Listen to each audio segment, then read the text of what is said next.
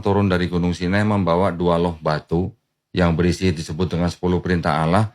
Ya paling banter cuma itu yang disebut dengan Taurat gitu. Tetapi yang namanya hukum di dalam bangsa Yahudi itu kan diturunkan dengan tradisi lisan. Hukumnya lisan gitu.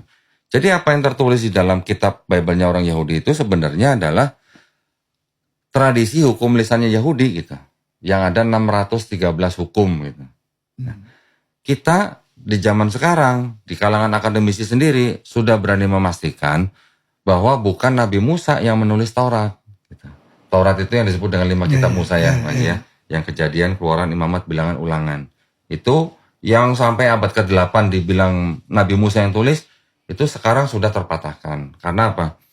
Karena sebenarnya ketika Bible-nya orang Yahudi itu disusun abad ke-5 sebelum Masehi, itu sebenarnya disusun ketika bangsa Israel sedang dalam pembuangan ke Babel di negeri Babilonia.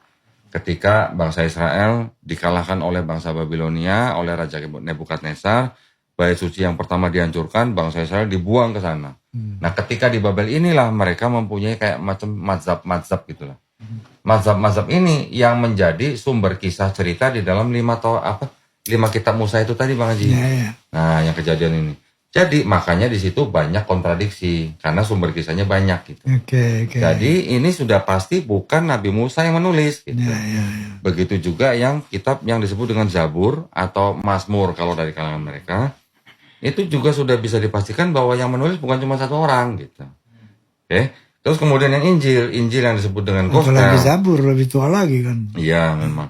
Karena sebenarnya kalau yang Taurat dan Zabur itu, yang Taurat itu berasal dari hikayat-hikayat bangsa Israel, yang mana ada 2 hikayat, yang mana satu bersumber kepada Musa, satu bersumber kepada Nabi Abraham, Bang Haji.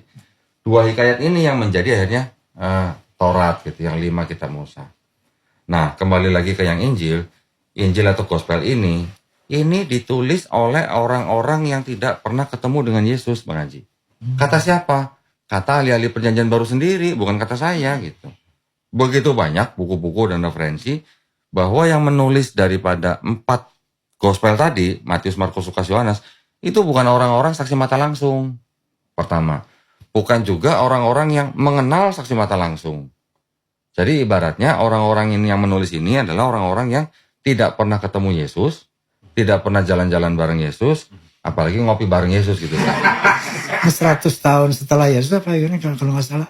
100 tahun yang paling cepat itu baru kira-kira tahun 65 Masehi. Kan yang disebut dengan Yesus atau Isa Masih ini diangkat anggaplah tahun 30 Masehi. Gospel yang pertama kali ditulis paling cepat tuh tahun 65 Masehi. Berarti jaraknya udah 35 tahun. Tapi sebelumnya kira-kira jarak 18 tahun sudah ada surat-surat Paulus Bang Haji. Kalau Bang Haji pernah baca pasti tahu ya. Surat-surat Paulus ada 13 surat Paulus. Ada Roma, Galatia, Kolose, dan segala macam, Titus, Timotius, segala macam. Itu ditulis kira-kira dari tahun 48 sampai tahun